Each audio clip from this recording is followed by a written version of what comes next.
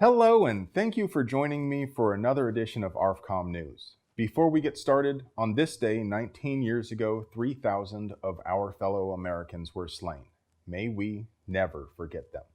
This week, we've got another court battle over shoulder things that go fast, a record-setting Canuckistani petition, and a story about a school that got caught recording a student without permission, but still had the audacity to suspend him over a gun they knew was a toy. But before we can do any of that, we gots to pay our bills. So let me tell you about the simple, home-crafted night vision products at TNVC.com, made by honest, hard-working Amish operators from fine mahogany and leather in the traditional fashion, just like Mom used to make. If you like seeing stuff more than not seeing stuff, take a look at our sponsor, TNVC.com, your source for quality night vision gear to make you the bump in the night. So the big news this week in my book is that shoulder things that go fast might be making a comeback, eventually, maybe.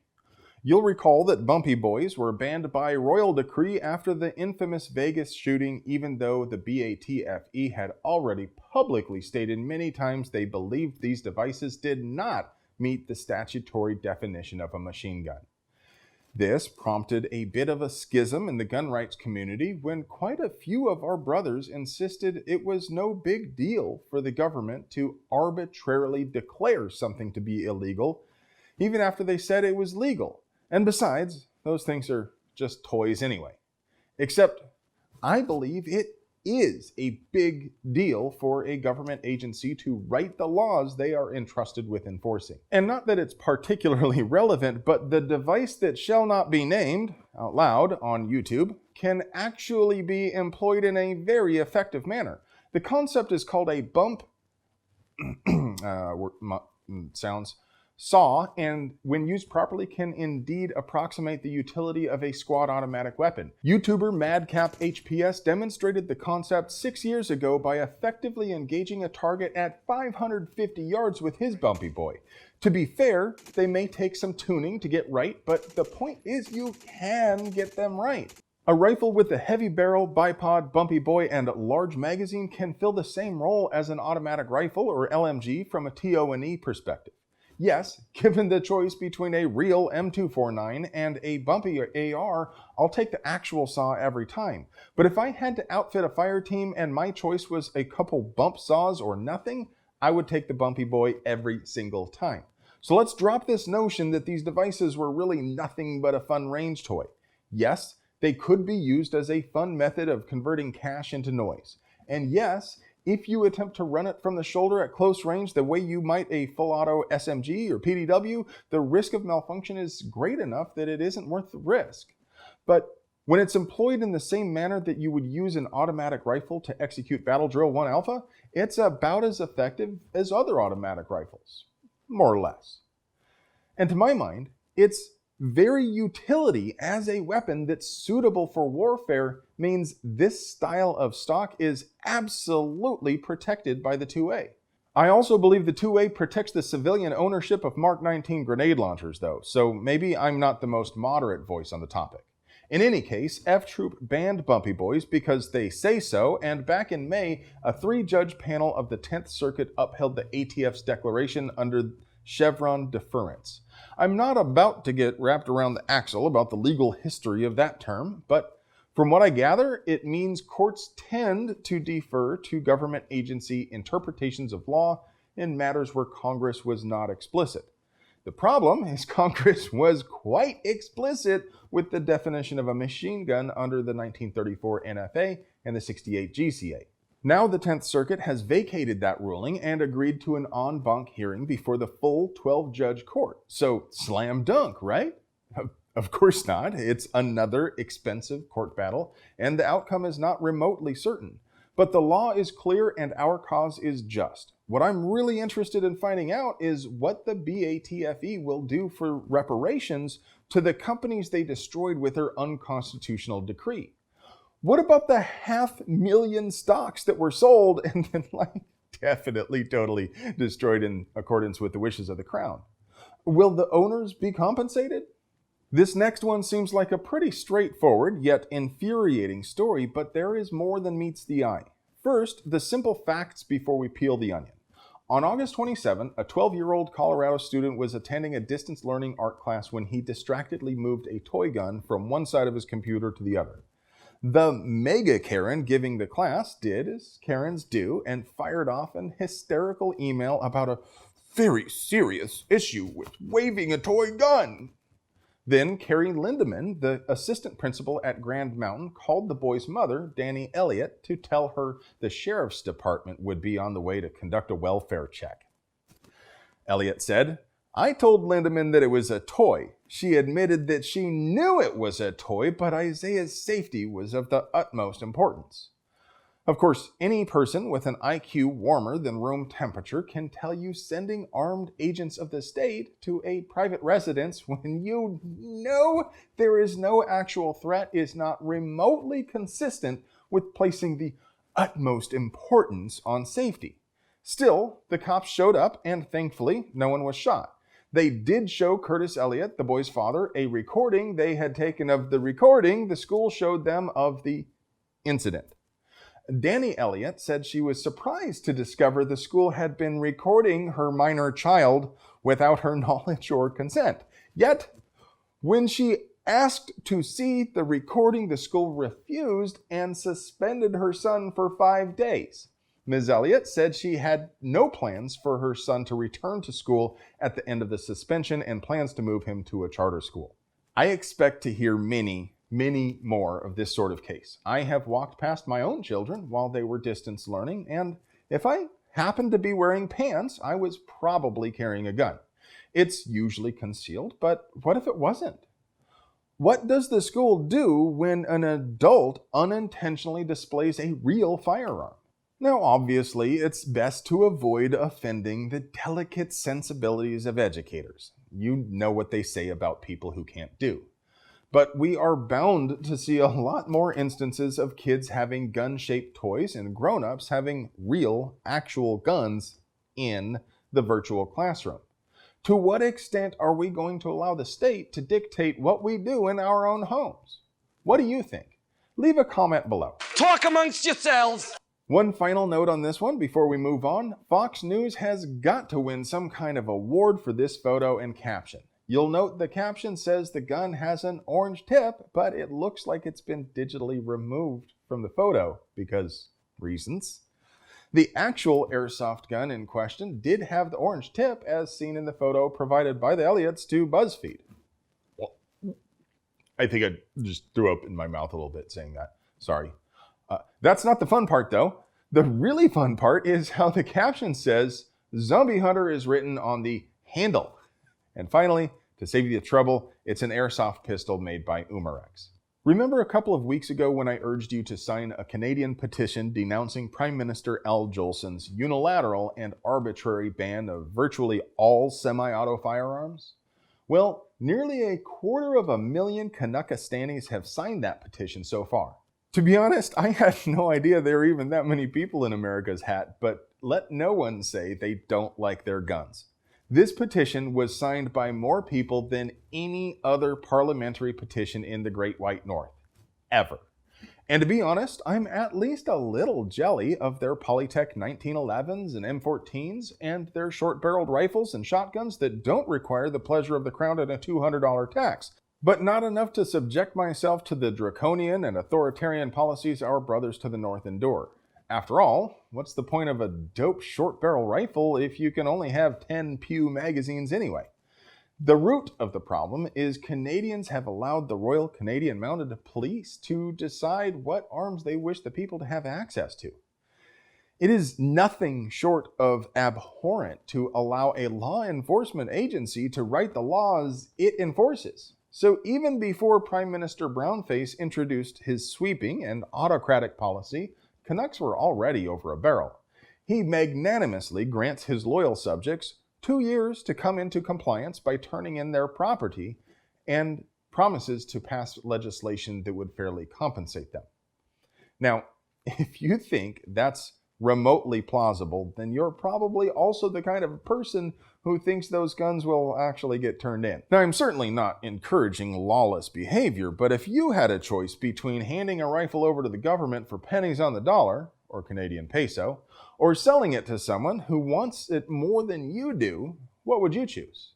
I mean, I'm sure some cantankerous fellows will bury guns in the woods, but I'll bet even more of them end up in the hands of criminals. And that's the real problem with attempted confiscations. See, authoritarians and statists tend to have very rigid and linear thought patterns. It simply doesn't occur to them that people might color outside the lines. Have you ever heard of the Cobra effect? Back in the days when the sun never set on the British Empire, the British government became worried about the numbers of venomous cobras in Delhi. So some bright chap got the idea of paying a bounty for dead cobras. At first, this seemed like a capital idea. People went out and killed bushels of the snakes. But then folks started to realize it'd be a lot more efficient to simply breed the snakes in captivity to get the bounty, so cobra farms popped up all over the countryside. Now, of course, the Brits quickly put an end to the bounty, and then all the cobra farmers released their now worthless snakes. Maybe I should stop calling the Canadian Prime Minister Al Jolson and start calling him Cobra Commander. Whatever we call him, someone needs to tell him if you want to try to seize guns from the people, you had better be prepared to pay a premium. Because if you try to scare them into selling the guns at a loss under threat of arrest, they might just decide to take a decent profit by selling to anyone willing to pay. It is too dangerous, Commander! If you want to help our flappy-headed friends to the north, please consider donating to the Canadian Coalition for Firearm Rights. The CCFR is organizing a march tomorrow on the Canadian capital, which, to my surprise, is not actually Santa's workshop. Apparently, it is located in a frozen hellscape called Ottawa. If you didn't already have plans to be in Ottawa, it is probably too late for you to go, but you can support the CCFR financially in their fight against government overreach. And if you do happen to be in the area and you don't have any plans for 1 p.m. Eastern Standard Time tomorrow, why not drop by? I fully believe that mass protests are an effective form of political speech, perhaps even more effective than letter writing, and a lot more civilized than Madame la Guillotine. Hey kid, yeah, you. Hey, want a free shirt? Be the first to post Cobra Commander in the YouTube comments. Would you be shocked if I told you CNN's fact-checking was wrong? I didn't think so. The increasingly irrelevant and anachronistically named cable news network is the flagship of the failing legacy media. They seem bent on a mission to prove they have no regard for facts or truth over dogma. Don't get me wrong, I admire their piety and devotion to their faith, but at some point, I would expect their leadership to come to terms with the fact they can't stay in business without credibility. That's literally their only product. But so far, they remain dedicated to their propaganda mission. A few hours after President Trump's campaign speech in North Carolina, CNN issued their fact-checking propaganda flyer, but unsurprisingly, the self-appointed Ministry of Truthiness needs its own fact-checkers. The claim they fact-checked is that Trump said Biden wants to confiscate your guns. First off, I'm always suspicious of 2 or 3 word quotes. I feel like they are intentionally trying to conceal something. Statements often need to be cut for brevity, and that's understandable, but literally 3 words is too short to actually mean anything most of the time and is almost always hiding something. If CNN reported I said, "I kick puppies," it might still be factually correct if my real quote was, "I have no idea who told you I kick puppies, but I definitely don't do that." That said, Trump did in fact say, Biden wants to impose a $4 trillion tax hike, a ban on American energy, eliminate America's borders, confiscate your guns. Not that you could find a video or transcript of the speech on CNN's page. No, the top of their fact-checking page is a 3-minute video where Anderson Cooper speculates with some dude about COVID risk caused by people in the crowd not wearing masks. Trump immediately continued that statement by saying, he wants to get rid of your Second Amendment, which would be a far easier point to fact check, at least in regard to published policy. President Trump can have whatever opinion he wants to about Biden's desires in his heart, and I have no doubt that Biden would like to magic away the 2A if he could, but he has not published any intent to call for a constitutional convention. So it would be super easy for CNN to debunk that claim. Instead, they focused on the confiscation statement by saying Biden's gun control plan does not include confiscating legally owned weapons, but would mandate that people who own assault weapons either properly register them with the authorities or sell them to the federal government, along with other measures. Now, I did a deep dive on Biden's gun control wish list a few weeks ago in an ARFCOM News special edition. If you haven't seen that, you should check it out when we're finished here. Link right there. So we don't need to go into painful detail, but JoeBiden.com says he wants to add the so-called assault weapons to the NFA registry. He believes that presents gun owners with two options: pay the $200 tax to register the gun or turn it in. But as I mentioned in my deep dive, there's at least one more option. Owners may decide to sell them to someone who will actually pay market value, like Prime Minister Brownface's Cobra farm. Or they could simply decide to ignore the law and bury their guns in the woods. Do not pass go. Do not pay the government $200. I'll keep my property. Thank you very much. You want my property? You can't have it. Okay, thanks. Bye. Okay, so CNN says Biden doesn't want to confiscate your guns because Biden only wants to add the scaly black ones to the NFA registry. That's neat and all, but what if I don't want to pay you to keep them? That's right, soup boys, dead dags, and off to the gulag for me, if I live through it. So yes, Biden absolutely does want to confiscate guns. Confiscation is the result of getting caught in non-compliance with Biden's plan. And that's before we even get into the issue of what registration schemes are historically used to do.